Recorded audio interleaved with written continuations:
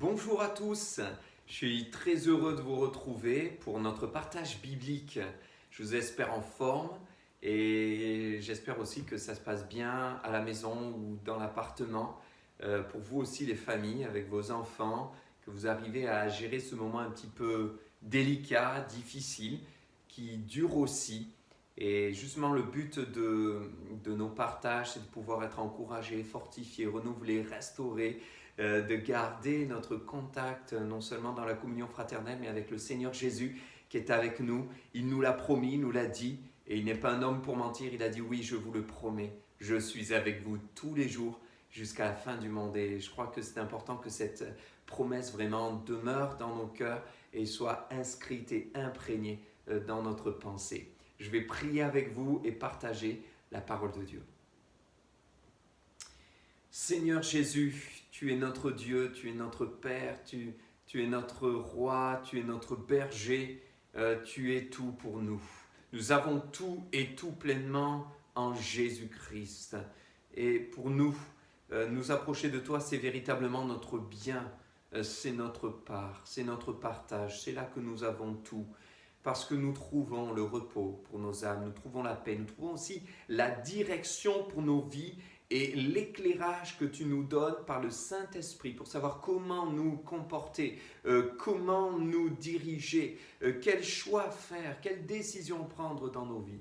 Et actuellement, alors que mes frères et sœurs, pour la plupart, pour presque tous, et moi y compris, sont et sommes confinés dans notre appartement, confinés dans nos maisons, où nous sommes un petit peu isolés, nous voulons nous rappeler que nous sommes un dans un lien d'amour par l'Esprit qui nous unit, l'Esprit de Dieu qui est répandu dans nos cœurs. Nous rappeler, Seigneur, que tu ne nous abandonnes pas, tu ne nous lâches pas dans ces moments, mais tu es ce Dieu fidèle. Oui, c'est vrai, et nous nous appuyons sur cette promesse. Tu es avec nous tous les jours jusqu'à la fin du monde. Gloire à ton nom, Seigneur, pour cela, et gloire à ton nom pour le partage maintenant que nous avons autour de ta parole, qui est pour nous cette nourriture et ce pain de vie pour nous aider à continuer la route jusqu'à ton retour. Amen. Amen. Voilà, c'est dans le livre de Daniel que je vous invite à ouvrir la Bible avec moi et à lire à partir du verset 1er du chapitre 1er. Ces versets, ces passages qui vont nous emmener dans un partage que j'intitulerai avec vous ce soir reconstruire de nouveaux repères. Reconstruire ou construire de nouveaux repères. Daniel, chapitre 1er et verset 1er. La 3e année du règne de Joachim, roi de Juda, Nebuchadnezzar, roi de Babylone, marcha contre Jérusalem et l'assiégea. Le Seigneur livra entre ses mains Joachim, roi de Juda, et une partie des ustensiles de la maison de Dieu. Nebuchadnezzar emporta les ustensiles au pays de Shinéar. Dans la maison de son Dieu, il les mit dans la maison du trésor de son Dieu.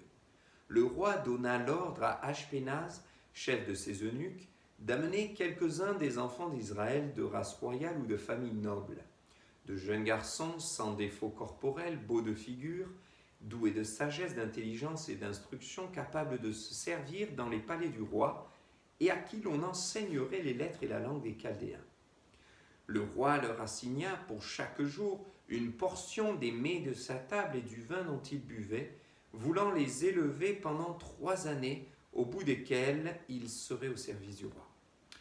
Il y avait parmi eux, d'entre les enfants de Juda, Daniel, Anania, Michaël et Azaria. Le chef des eunuques leur donna des noms. À Daniel celui de Belshazzar, à Anania celui de Shadrach, à Michaël celui de Méshach et à Azaria celui d'Abednego. Daniel résolut de ne pas se souiller par les mets du roi et par le vin dont le roi buvait. Et il pria le chef des eunuques de ne pas l'obliger à se souiller. Dieu fit trouver à Daniel faveur et grâce devant le chef des eunuques. Le chef des eunuques dit à Daniel, « Je crains mon seigneur le roi, qui a fixé ce que vous devez manger et boire, car Pourquoi verrait-il votre visage plus abattu que celui des jeunes gens de votre âge? Vous exposeriez ma tête auprès du roi. » Alors Daniel dit à l'intendant à qui le chef des eunuques avait remis la surveillance de Daniel, de Hanania et de Michaël et de Azaria: « Éprouve tes serviteurs pendant 10 jours, et qu'on nous donne des légumes à manger et de l'eau à boire. Tu regarderas ensuite notre visage et celui des jeunes gens qui mangent les mets du roi, et tu agiras avec tes serviteurs d'après ce que tu auras vu. » Il leur accorda donc ce qu'ils demandaient et les éprouva pendant 10 jours. Et au bout de 10 jours, ils avaient meilleur visage et plus d'embonpoint que tous les jeunes gens qui mangeaient les mets du roi. L'intendant emportait les mets et le vin qui leur étaient destinés, et il leur donnait des légumes. Dieu leur accorda donc à ces 4 jeunes gens de la science, c'est-à-dire de la connaissance, de l'intelligence dans toutes les lettres et de la sagesse. Et Daniel expliquait toutes les visions et tous les songes. Au terme fixé par le roi pour qu'on les lui amène, le chef des eunuques les présenta à Nebuchadnezzar. Le roi s'entretint avec eux, et parmi tous ces jeunes gens, il ne s'en trouva aucun comme Daniel, Hanania, Michaël et Azaria.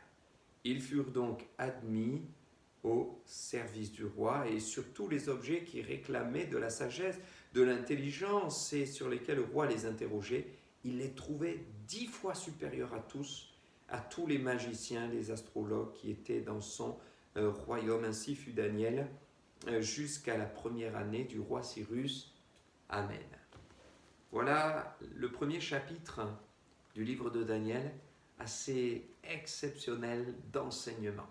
Et ce soir, on va le partager sous l'angle de nos repères, et des repères justement qu'avaient au départ Daniel, Hanania, Michaël et Azaria, ces 4 amis qui servaient Dieu, qui connaissaient le Dieu vivant et vrai, et qui ont été déportés. Nous remarquerons dès le départ qu'il nous est dit que c'est Dieu qui avait livré le roi entre les mains de Nebuchadnezzar. C'est au verset 2 que vous pouvez le voir. Le Seigneur livra entre ses mains Joachim, roi de Juda, et une partie des ustensiles de la maison de Dieu. Nous voyons que Dieu a permis et même a fait cela. Donc il était souverain, il régnait, et il a même été à l'initiative. On pourrait parfois se poser la question, mais comment est-ce possible que Seigneur, tu permettes une situation de confinement? Une situation où je suis comme livré dans un état, un environnement que je n'avais pas choisi, emprisonné, enfermé, confiné. C'est un petit peu ce que Daniel quand même a vécu avec ses amis Hanania, Michaël et Azaria, puisqu'ils ont été confinés. Confinés où? Dans un lieu qui leur avait été fixé. Fixé par qui? Par un roi étranger. Un roi étranger qui a fixé un lieu où ils devaient demeurer, qui leur a fixé une nourriture qu'ils devaient manger, qui leur a fixé des boissons qu'ils devaient boire. Tout était ordonné, tout était dicté, tout était fixé par ce roi étranger ennemi qui les avait emprisonnés, emmenés esclaves et qui les avait confinés. Alors c'était bien sûr pas des esclaves prisonniers qui souffraient de faim, nous le voyons, on vient de le dire, une nourriture leur avait été donnée, proposée, et puis c'était une nourriture quand même préparée pour des nobles, des gens qui devaient servir auprès du roi. Mais quand même, mes frères et sœurs, considérons et réalisons qu'à ce moment-là, ils ont perdu tous leurs repères. Tous leurs repères. Déjà leur nom. Imaginez, on change votre nom. Qu'est-ce qui va se passer si vous vous appelez par exemple Stéphane, et du jour au lendemain, on vous appelle Albert. Mais lorsqu'on vous appellera, vous n'allez pas répondre. Comment vous retournez? Ce n'est pas votre prénom. Ce n'est pas votre entité. Ce n'est pas votre identité. Perte de repère. Perte de repère au niveau de votre identité. C'est quand même particulier. Parce que notre nom, c'est ce que nous portons. Notre nom, c'est ce qui nous amène à réagir lorsqu'on nous appelle. Notre nom, c'est aussi le regard, le visage, l'image que les autres ont de nous. Notre nom forme un petit peu notre image. Et on a changé leur nom. On a changé leur nom en utilisant des appellations étrangères, de dieux étrangers, qui n'étaient pas du tout ni dans leur foi, dans leur conception, dans leur culture, ni dans leur conviction spirituelle. Quelle perte de repère! Perte de repère parce qu'ils ont été confinés dans un endroit qu'ils ne connaissaient pas. Déportés d'un endroit peut-être de campagne où ils se sentaient si bien, en famille, dans leur peuple, le peuple hébreu, dans la tribu de Juda. Transportés, exportés pour se retrouver dans un lieu luxueux auprès d'un peuple étranger où on allait leur enseigner des langues étrangères qu'ils ne connaissaient pas dans une culture étrangère qui n'était pas la leur. Quelle perte de repère, mes frères et sœurs. Perte de repère au niveau de leur nourriture. Imaginez, vous êtes quelqu'un qui fait attention à votre ligne, vous êtes plutôt tourné vers le côté écolo, vous faites attention, vous mangez beaucoup de légumes, vous évitez le gras, vous savez que le sucre n'est pas bon pour votre santé, vous buvez beaucoup d'eau, vous évitez les boissons gazeuses. Il y en a peut-être qui vont se sentir interpellés ce soir ou repris en se disant ça devrait être le cas. Ou alors j'ai tant de fois fait le vœu, pris la résolution, mais j'en suis encore pas là. Bon, toujours est-il, peut-être que certains en sont là. Vous faites du sport, vous tenez la ligne, vous savez que c'est important de prendre soin de son corps et vous mangez correctement. Imaginez, vous avez ces produits-là et puis vous êtes habitué aux produits de votre campagne. Vous êtes peut-être même habitué à certains plats de votre grand-mère ou faits par votre maman ou cuisinés par vous-même. Vous avez vos saveurs de Provence que vous aimez, la lavande, vous utilisez peut-être de l'huile d'olive, de l'ail, du persil dans votre petit jardin. Vous avez toutes ces habitudes alimentaires. Et du jour au lendemain, on vous prend. Vous n'avez pas le choix. On vous exporte, on vous emporte ailleurs et on vous propose, voire on vous oblige à prendre de la nourriture que vous n'aimez pas. Tout ce que vous aviez refusé jusque-là, tout ce que votre palais n'a pas l'habitude d'accepter et d'apprécier, on le met devant votre visage et on vous dit voilà, c'est ce que vous devez manger. Et en plus, vous êtes obligé. Et ici, celui qui était en charge de Daniel, Anania, Michaël et Azaria va le préciser. Si vous ne mangez pas ce que le roi m'a demandé de vous faire manger, vous exposez ma tête. C'était quand même une histoire de vie ou de mort. C'était pas juste une petite question de goût. Cet homme était vraiment en danger de mort s'il n'y avait pas une obéissance.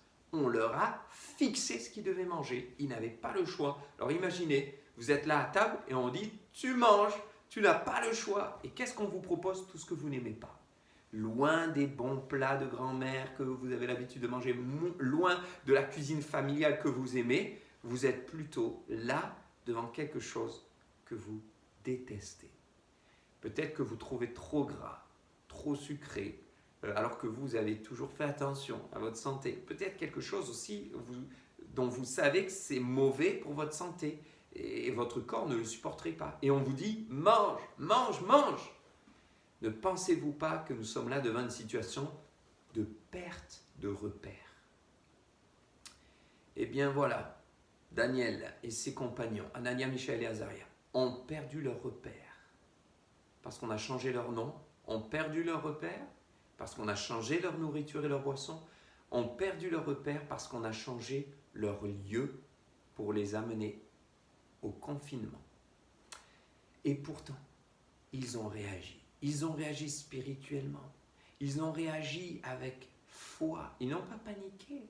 Et le mal a été changé en bien. Nous allons prier maintenant. Seigneur, nous voulons te remercier pour cet exemple de Daniel, Anania, Michaël et Azaria qui, malgré bien cette perte de repères, ont su marcher par la foi, ont su ne pas se rebeller, ne pas se mettre en colère mais vraiment continuer à te faire confiance. Et de la même manière, dans ces temps de confinement où il y a comme une perte de repères pour beaucoup, eh bien, je te prie afin que tu nous aides à construire de nouveaux repères et à ne pas paniquer, ne pas nous agiter, mais nous rappeler que c'est dans le calme et la confiance qu'est notre force.